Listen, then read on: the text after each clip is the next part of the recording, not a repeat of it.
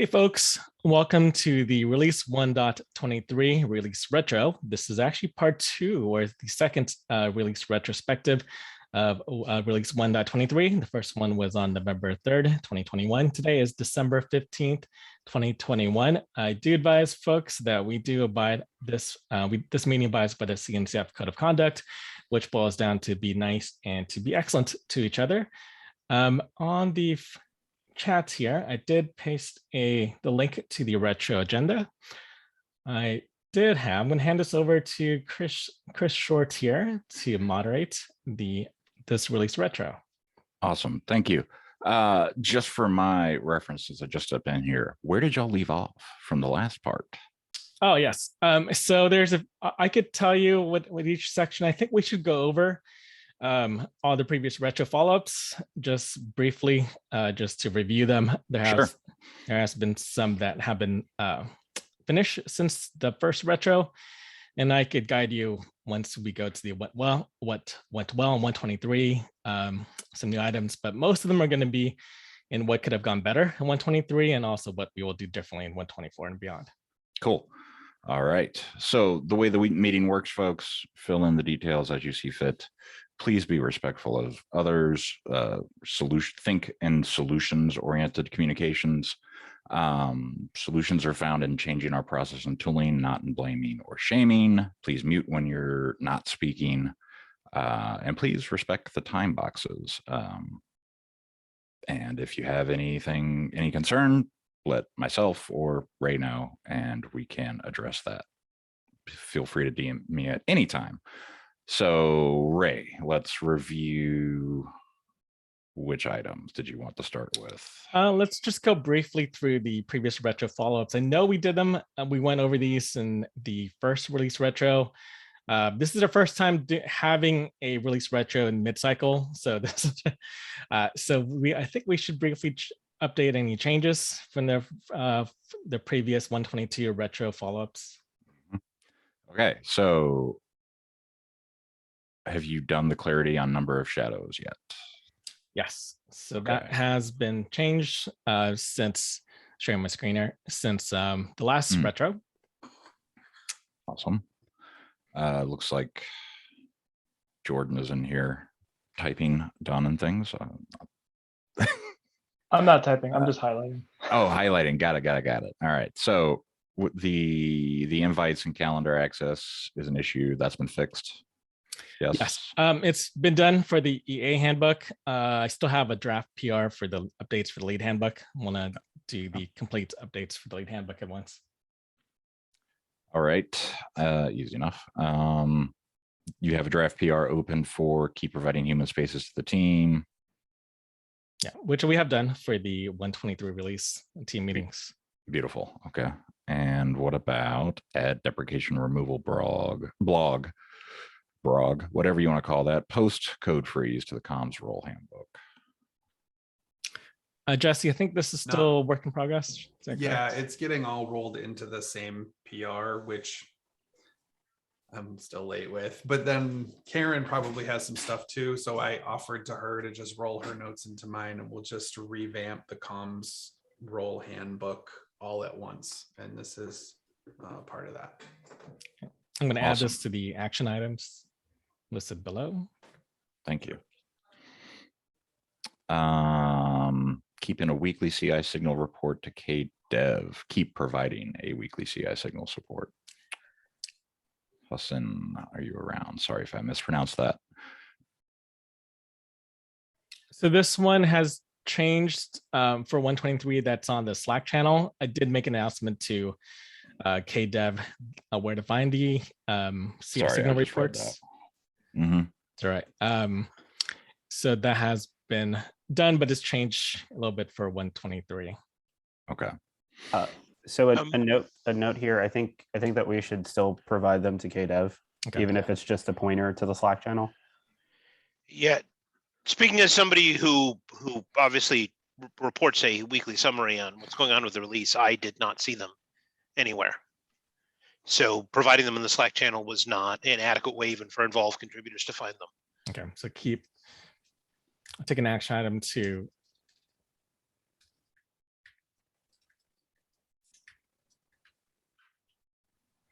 or 124 to keep sending KDev mailing lists? So a note here too, we also finally got the CI reporter tool migrated into K-release. So my suggestion there in terms of improvements is that that tool be configured to output Markdown, and we put that in a place, and then we link that in in release info. That way, even if it's a note like, hey, here's a reminder about where you can find this info, even if it's not a constant blast to the community, that it's in a repo that you can always reach. Yes, so for the Markdown feature request, there's already a note on the GitHub project board for the CI report tool. So this is already tracked. Yeah. And have we converted the notes in the CI project board into issues? Not yet, because still there's like some alignments, so there's some duplicate code and so on.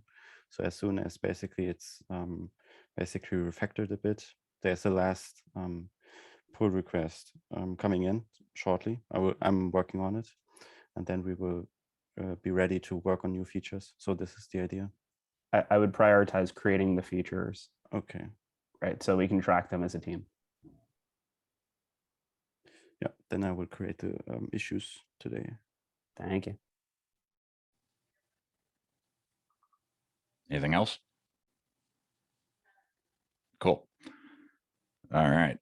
So this is marked as done. Create a PR to migrate tool that CI Signal team uses to send weekly reports to KDev to another repo. Yes. Awesome. Cool. Also done is create a public release enhancement Slack channel. I'm going to join that.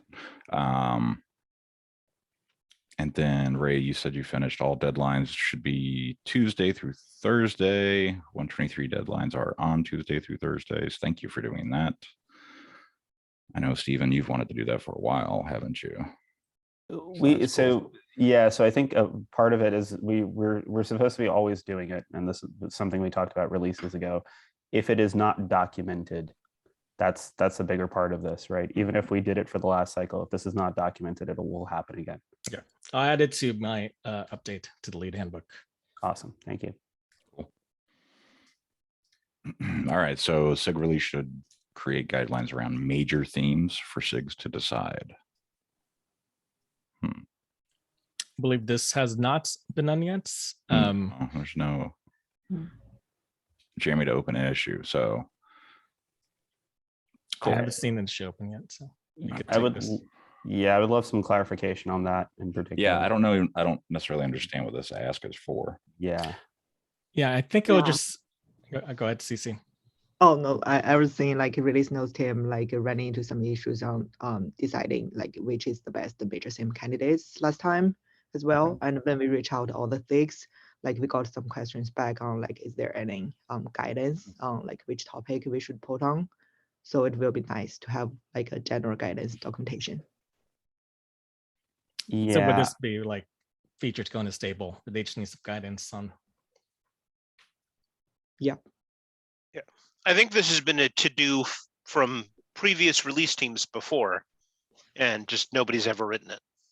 Yeah, I would also argue that as a SIG subproject place that owns code that is being released, you should be excited about the things that you want to talk about in your area. And this should be more pushing into release as opposed to us dragging it out of you. So I think what people push in should form the guidelines of what the major themes are, not SIG release developing guidelines for people to talk about the things that they care about. I agree with that, as little as my opinion matters. Yeah, I definitely agree too. I feel like for 123, the release team had to create a short list of what we were excited about, then reach out to SIGs to ask them to create a few sentences about those major themes. Yeah, for the past 1.23 release, we kind of based on like the enrichment and the documentation teams tracking sheet. Like we think that it maybe could fill into possible major SIM candidates, and then we bring up to ask things if that's what also was in your mind. I'm not sure if we should follow this way or we just let SIGs decide next time. One thing I've seen a little bit of confusion about is when in the life cycle of a feature something should be announced as a major theme, like in alpha when it's not actually enabled by default or it's brand new. Is that when? Or when it's beta and enabled by default, people can actually use it mostly? Or GA, like it's stable and you should actually use it in production. So maybe some clarity there would be helpful, not about specific things, but just from the release team's perspective, like when is the best time to talk about this? That might be helpful. Yeah, last time we removed the alpha feature from major SIM. So that's really helpful if we get the clarification beforehand.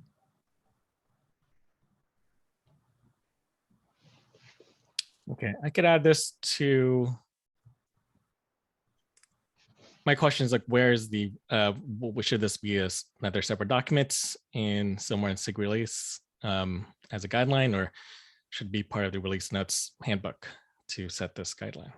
Let's make this something for top level SIG release so you can make it an action for the SIG chairs and leads. Just an idea, if this is something we want SIGs to consider, like at the point where something goes beta or something goes GA, putting it as an optional, like, hey, consider this thing into the kept template or the enhancement issue template might be a good bump for them to consider. Like ideally, we're talking about it at every stage of the phase, right? And even if it's rolling blog posts or something like that, that can fall out of band of the SIG of the release cycle. Yeah, I mean, I think there are other ways to do outreach on these enhancements that are not necessarily the official release train.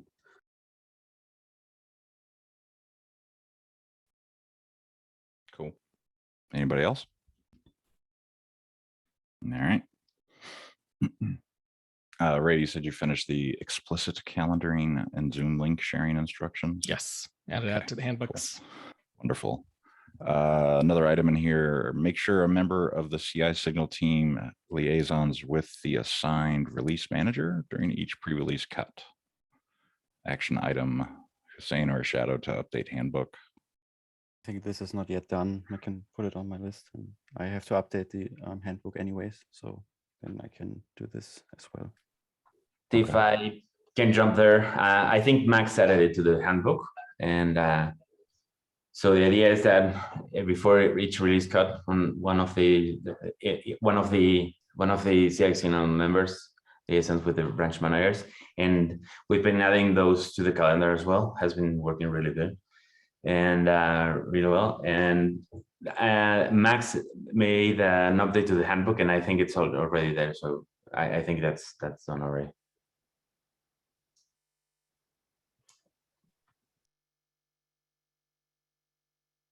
All right, thank you. Thank you, Jordan, for the time check.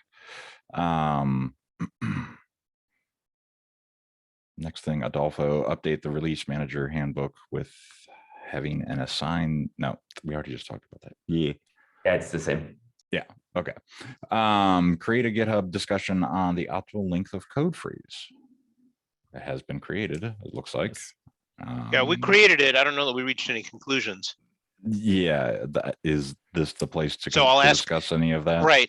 I'll ask Ray to contribute to that now that we have a second release of experience with code freeze length. The whole thing about this is that the current code freeze length is largely the result of accidental circumstances. And we should re-examine whether it should be either longer or shorter. Got it. All right. Y'all discuss in the discussion links, and I can copy that in if need be. Let me know. Into Zoom. Xander added docs for enhancement spreadsheets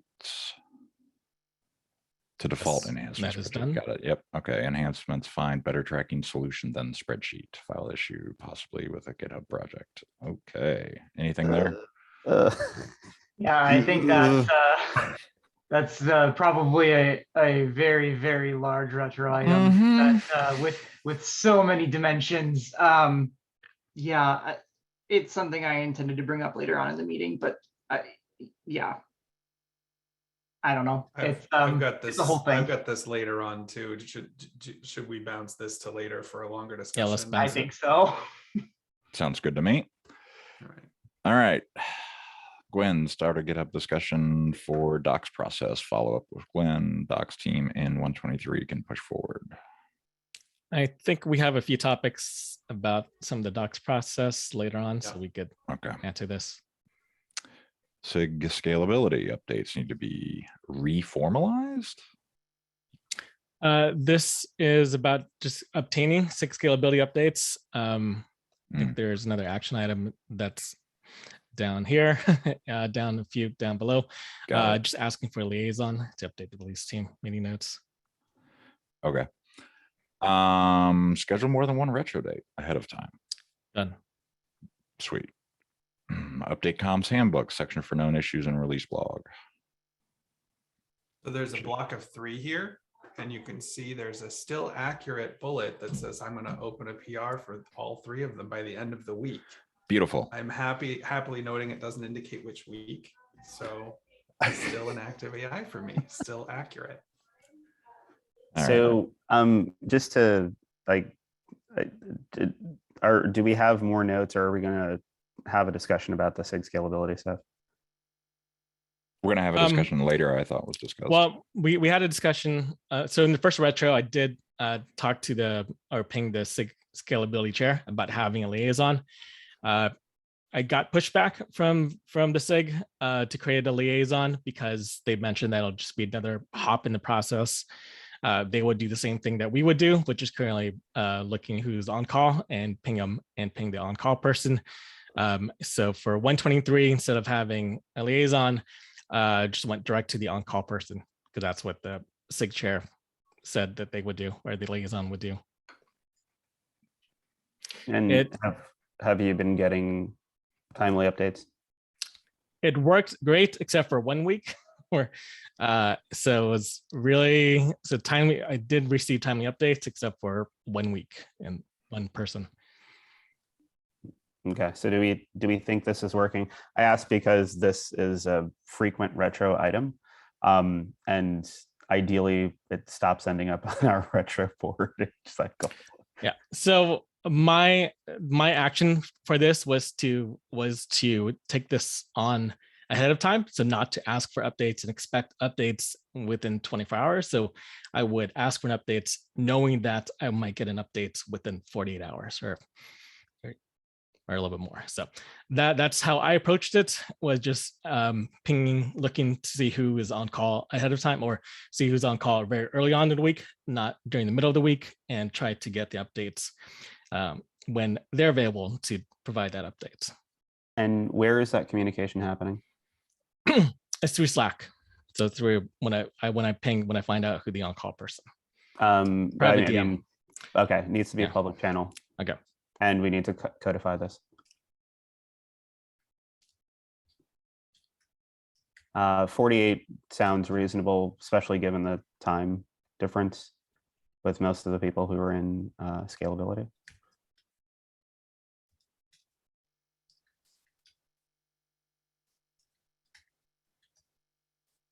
Anything else? I would say the release CI signal channel is maybe the right place to do this.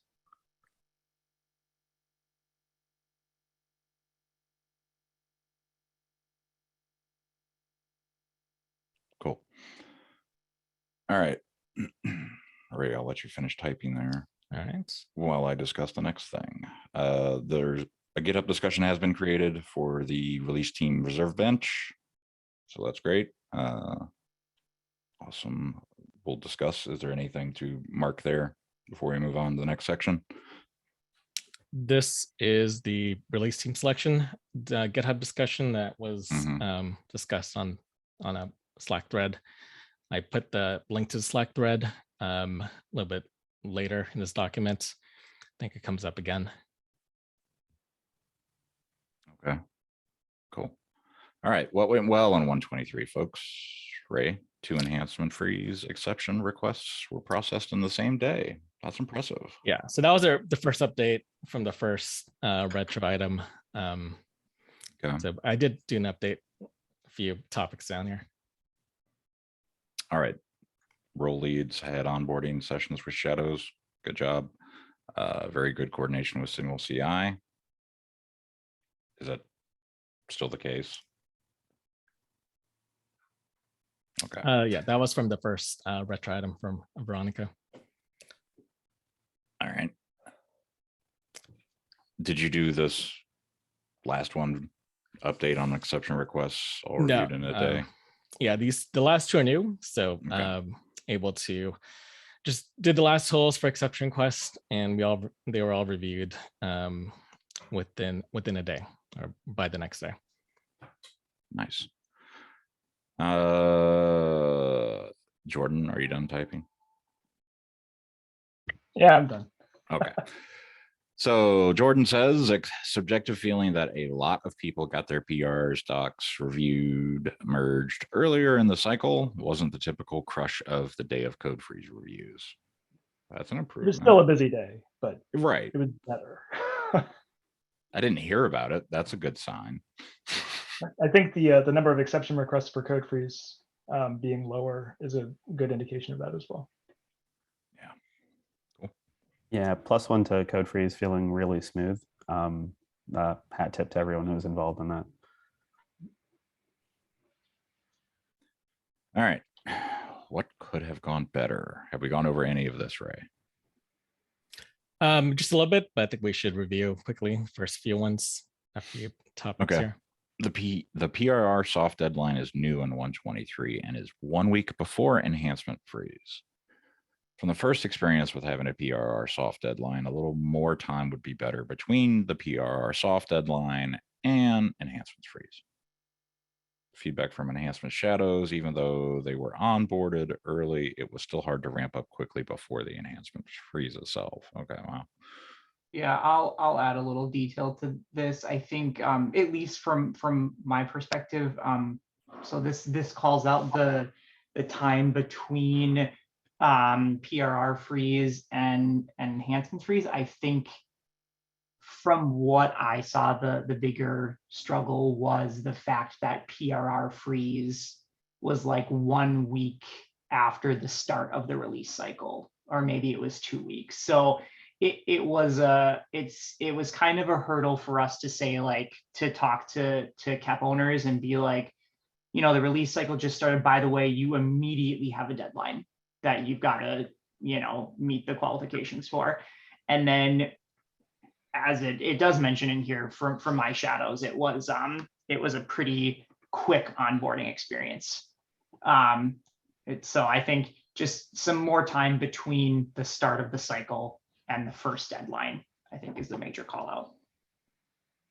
So to clarify what you said versus what's written there, are you saying time between start of the cycle to the PRR deadline, or time between the PRR deadline and the enhancements freeze? I think they're both important, but when the thing that I noticed more of being an issue was the time from start of cycle to the first to PRR freeze, or it could be any deadline, right? Like it was just more of like, the cycle starts, by the way, CAP owners, you immediately have a deadline. And we need, you know, like, I want to give people a little more time to get into the groove of things before we like throw it, like just like yeet a deadline at them immediately. Like, yeah. Welcome, you're behind. So, yeah. So I'm going to be prickly here. What is a PRR soft deadline? I think I think the best folks to answer that would probably be the PRR reviewers. Are any of the PRR reviewers on the call? I don't think so. I can speak to it. I think they were trying to say, if stuff needs to be ready for review a week before the freeze. If it's submitted for PR review after that, we can't guarantee that like it'll get handled, and there will be sufficient time to go back and forth and get stuff resolved. So it was ready for review a week before deadline, which honestly, like to me, if it's not ready for review a week before deadline, that does seem late. Now, maybe the right conversation was week 3 for enhancements freeze the right week for enhancements freeze? That might be a good conversation, and I think that's actually the next item. Yeah. So so I asked that to say, like, there's no such thing as a soft deadline. Every time we move around deadlines and shift dates and give people more time, they will use it. The part of the answer here is it's an exception. You're late, right? Like if there's a matter of figuring out how to onboard the team faster, I think part of this is making sure that we publish dates at a reasonable time so that people know roughly what the cycle is going to look like, which is kind of already in flight. The other part of this is like making sure that onboarding is a smoother experience for enhancement team, because they're the first ones up and it kind of sets the tone for the entire cycle. But deadlines wise, like there needs to be line in the sand, and after that point, it's like you're filing an exception. Because every time we push these around, someone's like, hey, can we have more time to do this or XYZ? Like that conversation is an exception conversation anyway. Having done a few of these, this is a constant churn thing. I agree with you, Stephen. Like at some point in time, you have to draw a line in the sand. All right, any more discussion? Awesome. All right. In hindsight, enhancements freeze at week 4 or 5 of the release cycle would have been better. Yeah. See the GitHub discussion on optimal start. Okay. So this one I take ownership of wanting, so enhancements freeze was at week 3. Personally wanting to set to keep the same schedule as 122.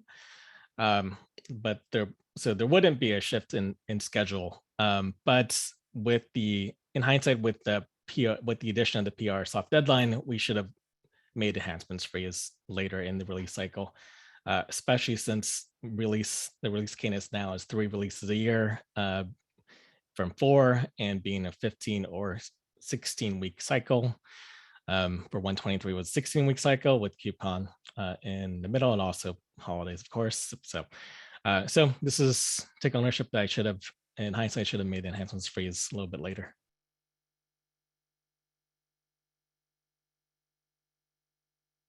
Sorry, I was on mute. Fair enough. All right, next up, Jesse. Anticipate next retro. We'll talk about tight doc timeline turnaround. Maybe we need docs, PRs ahead of code freeze. Folks know what they're building and shipping. This should start before code is done. Anna said, y'all can read it. I'm not going to reread it. Yeah, sorry, that is a very informal note that I wrote at the end of the last retro. So basically for docs, we have 2 phases. One is very intangible and abstract. And once we have a placeholder PR, then we have something to shepherd.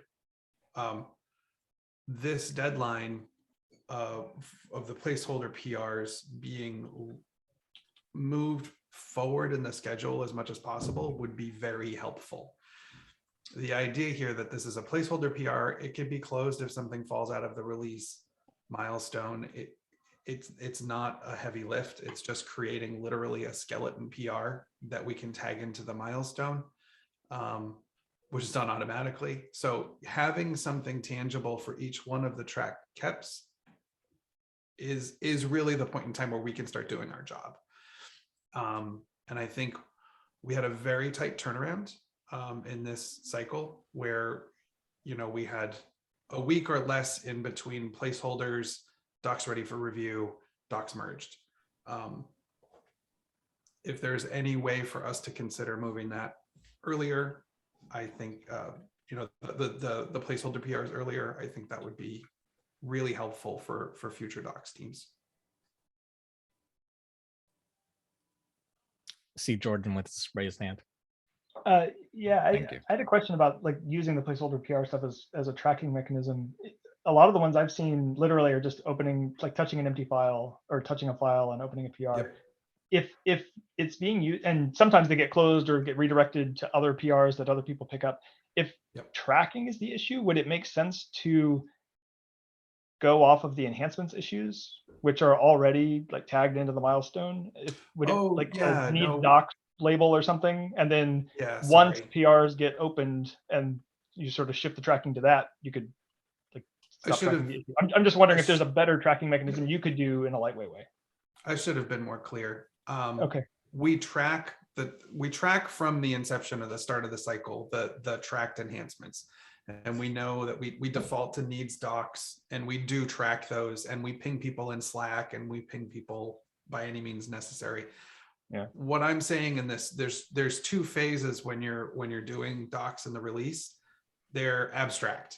That it's not like there's actually two phases on the calendar. It is, everything is ambiguous and very hand wavy until you have a placeholder PR to track for docs. Everything, and that might just be a feeling of mine, but I think I talked with Anna about it. She felt the same way. It's you're just pinging people on Slack. When you have a PR to tag and to call people and ping people on it, it's a lot easier to track it. That's all. And I think maybe this points to using a spreadsheet for tracking caps. It's very difficult. So yeah, so back to the because I mean, I might not be communicating this very clearly. Anybody who potentially agrees, you could help me out. And if everybody thinks this is malarkey, that's fine too. I mean, I think having a point of communication that is locked into GitHub makes a lot of sense. I guess the question would be, why not use the enhancement tracking issue to do this? Is my audio down? Or is nobody talking? It might be. I'm Steven's talking. Steven's talking. Jesse, your audio must be down.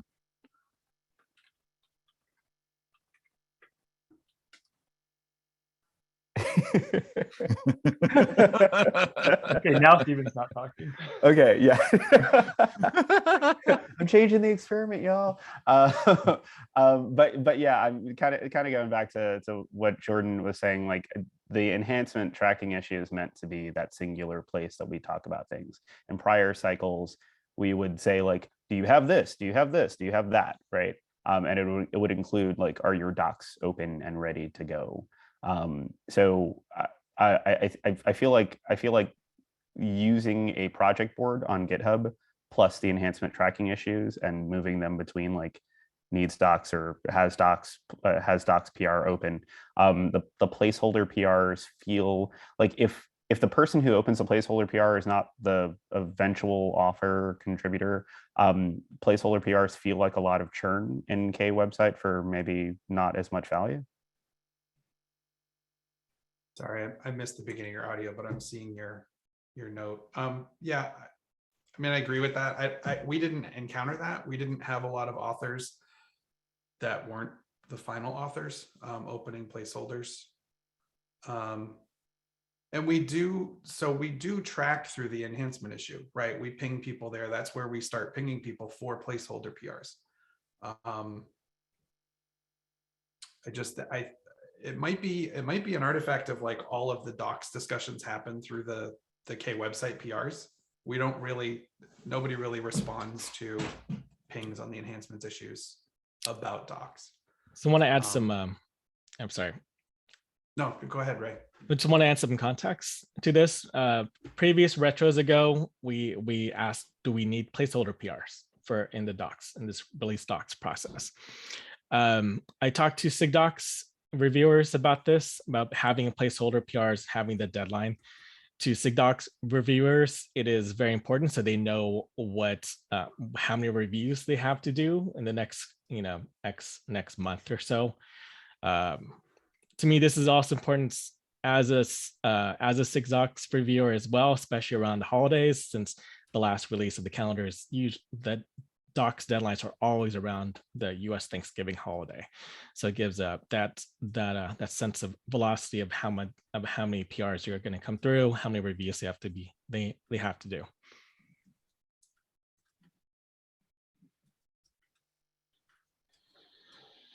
All right. Safe to move ahead now, Jesse. Okay, thank you. Some wanted to point, make sure you're heard. at some point, I will maybe drop a bomb regarding docs, but I'll wait. With the T's, fun. So Jordan says there's some confusion about responsibility process for cherry picking, changes merged to master between release branch creation and the .0 release, depending on individual developers, risk missing cherry picks, excluding critical fixes from the release, eek, or out of order picks causing conflicts on the release branch unnecessarily. Yeah, so I linked to the Slack conversation, and I saw this actually showed up in the will we do differently in 124, but it was more of a question in the what will we do differently. So I wanted to highlight like the specific confusion and friction and risks that we hit in 123 from this. So. Cool. And then you're up next as well, Jordan. Only a single RC was planned with 7 working days between RC.0 and release date, harder than normal in Q4 because of holidays, didn't leave much buffer for downstream use reports from RC0, getting an RC1 out for testing after a regression fix required heroics from the release team. And the heroics are linked. Yeah, this was a weekend, like up all night until 7 a.m. That sucks. Sorry. Yeah. I forget who it was on the release team that did that, but it did suck for them, and I felt bad seeing that. Veronica was the one who was up there. I was leading it, but it was a team effort, but it was fine. It also sounds very dramatic that it was still 7 a.m. because Navarun and I were in very advanced time zones compared to Pacific time. So it was fine. It was not that bad, but I understand the sentiment. Yeah, I guess heroics are heroics no matter what. I'm just saying. Right.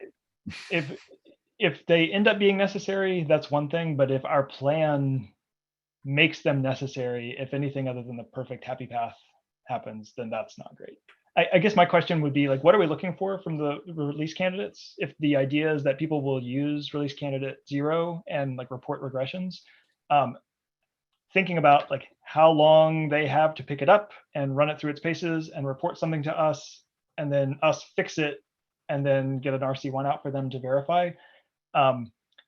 It feels like if our plan doesn't even include an RC1 at all, that might be a gap. Like it sort of assumes that RC0 will be perfect. Yeah, I think, we in the past, what we've done is essentially as many RCs as are needed, right? So like you don't know, it's an unknown until it isn't, right? Part of what happens with the RC is that we're also doing the branch cut. So we move the branch cut from the beta 0 over to the RC 0 to kind of condense the timeline that we're worrying about fast forwards or cherry picks, to your previous point. But I think what's hidden in this request is how do we actually gather feedback from people around, are we providing a reasonable path for them to test and provide feedback to us? And I don't think we are. So it'd be good to understand better what people are looking for out of us. Another thing to note with pre-releases of Kubernetes, we do not provide debs and RPMs.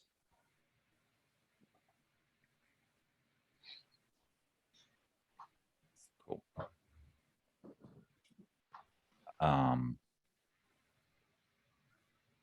All right, so CC put in here more clear guidance on major theme. I think we talked about that previously, but CC, are you here?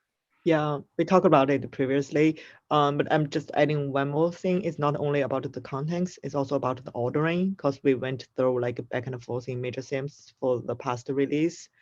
And also currently the way we reach all the 6 about the major theme collection process is through Slack. So we ping on like each 6 channel. I'm not sure if we are going to do the same in the future, or we should, I don't know, create an issue and tag all the 6 there.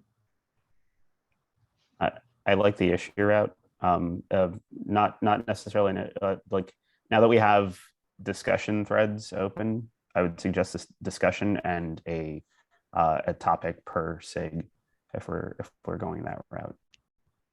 Yeah, we have like the discussion open, but sometimes like we still need to send a reminder to all the SIGs to, you know, add their major SIM candidates there on the discussion, because I guess they didn't get automatically notification by the discussion itself.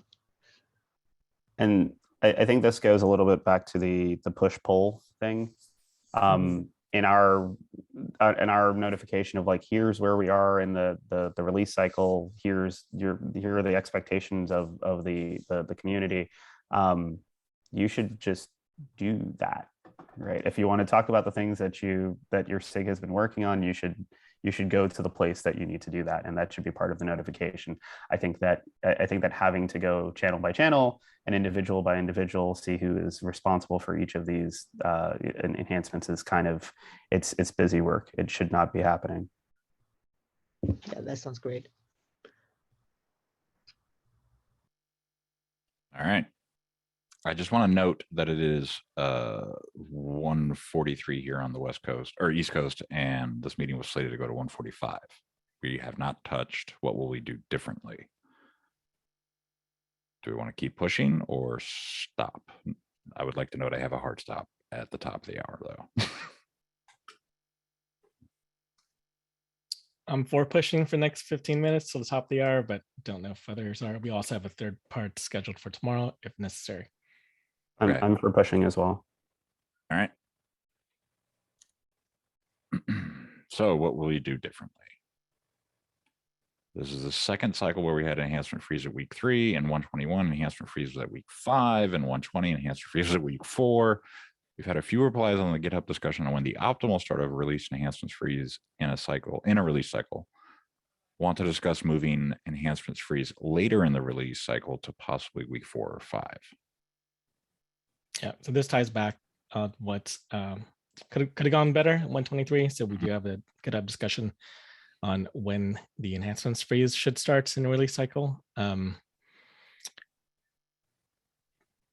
What I'll do is I'll summarize what I should have done, summarize all the suggestions, but from last time I checked, there weren't that many comments on this. So I guess now I did add in the data points. That's from the last release retro, when each of the enhancements freeze started for each one, how many enhancements and how many exceptions for those enhancements. I'll have to update the 123 one. So the last comment was from me from after from the first retro.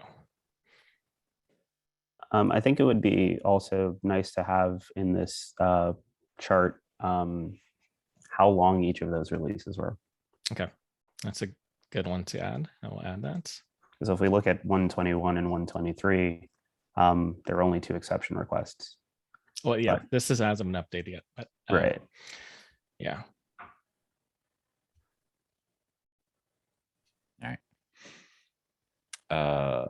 Ray, release team selection process. There's a GitHub discussion about this. Yeah, there's a GitHub discussion. It was also Slack discussed on discussion. Slack as well on Tuesday.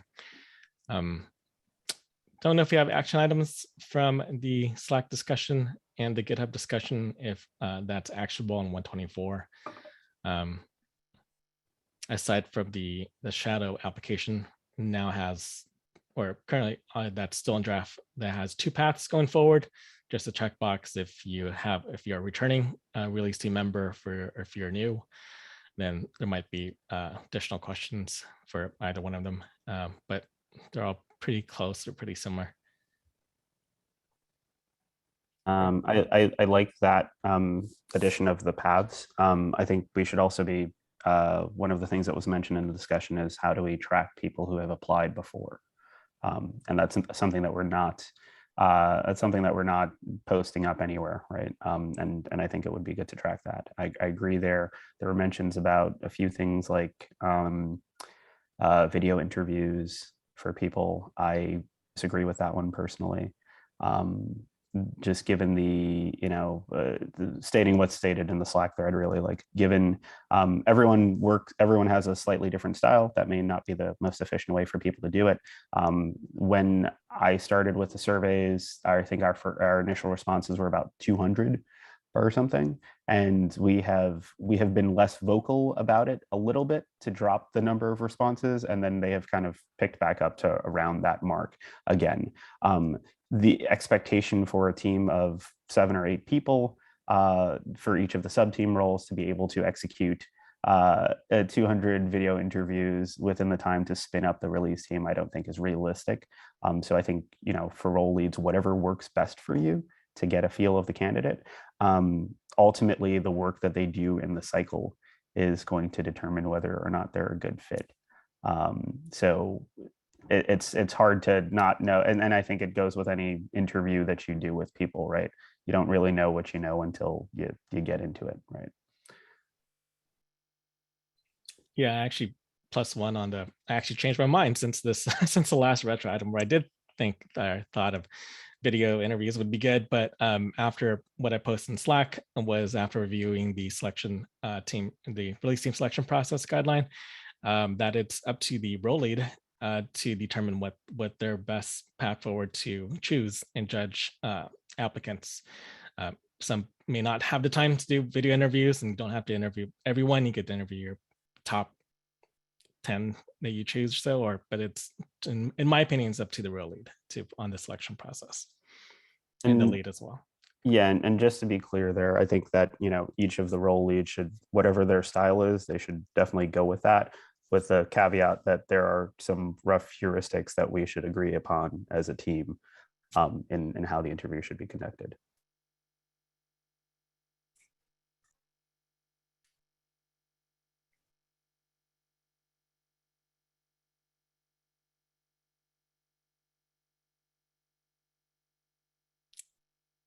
All right. Sorry, I was muted. Blech. Length of code freeze discussion. Yeah. There, what is the actual result of the GitHub discussion? I'm going to put my 2 cents in after experience with 123, what the optimal length of code freeze. I'll also go back to see do a similar table as well on the length of code freezes from previous releases. And since we have changed the release cadence to take that into account. So I don't think if there's anything actionable yet, but for 124, but I will add in my feedback with that additional research. I think this kind of dovetails with what Jordan was talking about previously with the cherry picks versus fast forwards.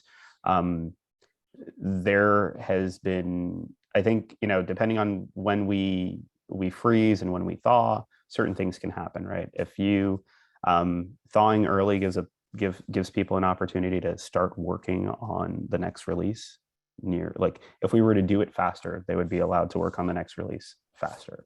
But at the same time, that means that we couldn't do something like fast forwards because the content from the default branch is potentially meant for the next release, right? So I think from a community standpoint, we need to get some feedback on what people want to accomplish during that freeze point. I think it's a good opportunity for you to work on your docs and work on owners cleanups and work on updating your tests and work on starting to prep for enhancements for the next cycle, yada, yada, yada. But it's going to depend on group to group. Doing fast forwards is a convenience mechanism for the community, but it adds the overhead of having a release manager or some sort of release manager maintained utility do that. Doing cherry picks affords you as a committer responsibility in saying that I'm going to explicitly take this change and bring it to another branch because I want it there, right? So what are the actions and behaviors that we're trying to model? What's the most valuable path? I don't think we have an answer on that. And I think the answer to that will determine where we put code freeze.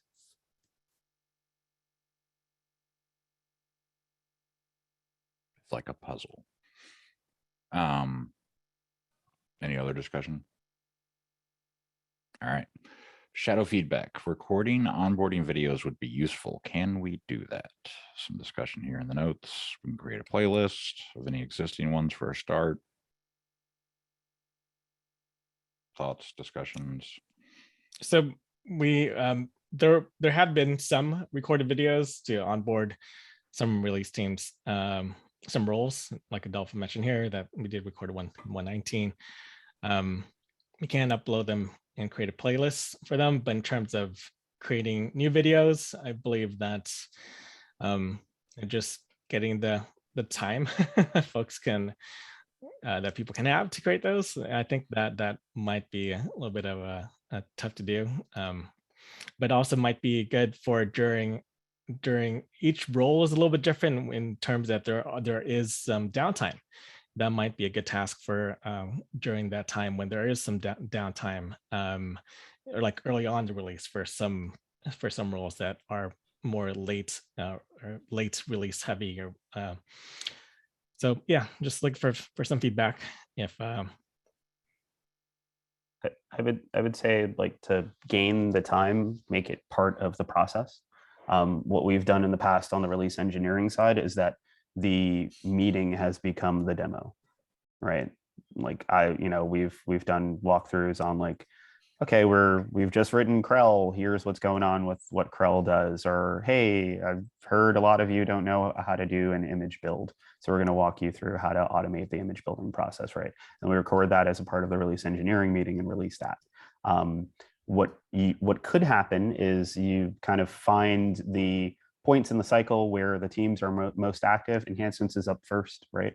So enhancements, the first release team meeting, enhancements records, right? They do a demo and they walk through their handbook. The next one, CI signal jumps in, so on and so forth, right? And then you'd have a series that it's not only like not taking up extra time because it's happening within the context of the meeting, it's also relevant, right? Because it's related to the content of the cycle. Yeah, from an enhancement perspective, I think both James and Sander have pretty much drafted up around the same material, but they have to create it again every time. And I also think, like, it might be a good thing for interested Shadow to kind of look at and understand the role more on top of the handbook. Absolutely. And a note from Bray's note in the notes. Note. Some have been recorded previously, not shared publicly. If it's not public, it doesn't exist. Like, we should be, and we can put it up on playlists. Like, it's not that's not a hard thing to do. But if it is in someone's private YouTube unlisted or something, or it's a tool that you've written that doesn't exist anywhere, it's not useful to the entire team. So let us know if you're working on content like that so that we can make it visible. Awesome. All right, shadow feedback. Desire for more scope, tasks common among teams with later deliverables. Can we work to normalize looking for good tasks in the backlog? Maybe we can somehow tag them per sub-team for better discovery, so shadows can work/own them. There was a suggestion here, find better ways to make people empowered to do things little by little. And I did not mean to skip over Veronica's thing. It says, sometimes I think we do not provide real shadow experience, and we don't make people feel empowered to just pick things off the board, looking for more day-to-day guidance.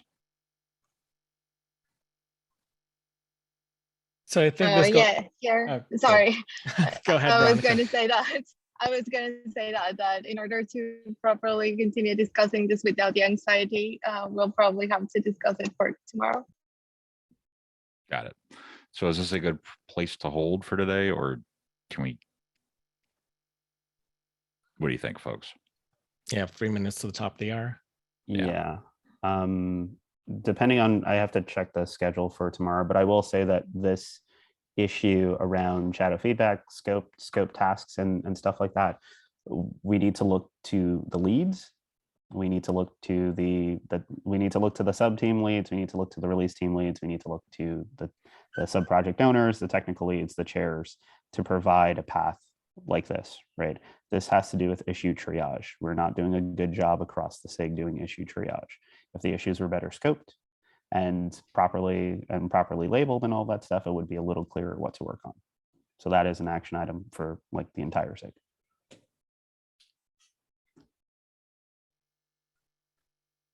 All right. And with that, I think we are done for the day. So thank you all for coming. See you all soon.